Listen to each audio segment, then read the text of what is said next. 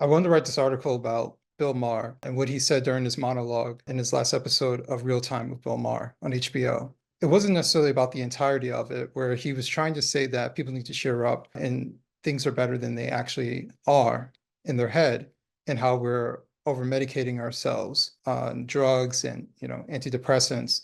That wasn't the part that I was honing in on. What he ends up doing is trying to segue from a political standpoint into how we feel in general and saying that our worries are actually false. And what he's attempting to do is essentially gaslight Americans by saying, hey, your issues, come on, they're really not that bad. And he gives examples like saying you have stuffed crust pizza and you have porn on your phone. And granted, he's a comedian, he's trying to make a joke. But in many ways, on the other end, he's actually minimizing real issues that are happening for Americans, right? He mentions inflation, but he just kind of skates past it as if, it's a side dish to the issue when it's really the main problem. The main problem is that we are facing inflation. A lot of Americans are struggling. And prior to inflation climbing up during the pandemic, a lot of Americans were still struggling.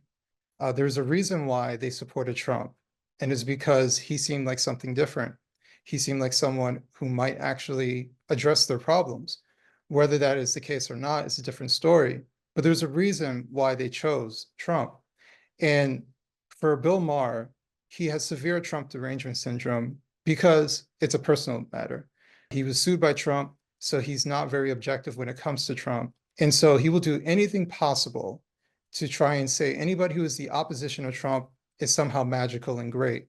And so even though he understands that Biden barely understands where he is, and he is getting way too old for the position, and that there are clear economic issues that people are complaining about, he lives in California in a mansion, and he lives in his own world, in his own bubble, and he's worth well over $100 million. He doesn't see the pain, and he doesn't care to see the pain that we're experiencing. He's also the same man when Trump was in office running for re-election prior to Biden's win, advocated for a recession. Now, I've been poor, I've been middle class, I've struggled, and I'm doing okay. And I would never advocate for a recession because I've seen what recessions look like for people. It looks like suicide. It looks like immense struggle with families, family separation. This is because a lot of Americans are on a tight budget, and we're not getting a raise as fast as we're experiencing inflation.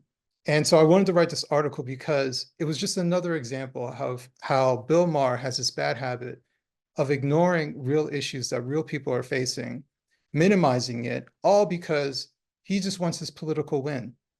And so he's willing to falsely uplift Joe Biden just so he can score some points against Trump. But that's because he has all his needs met.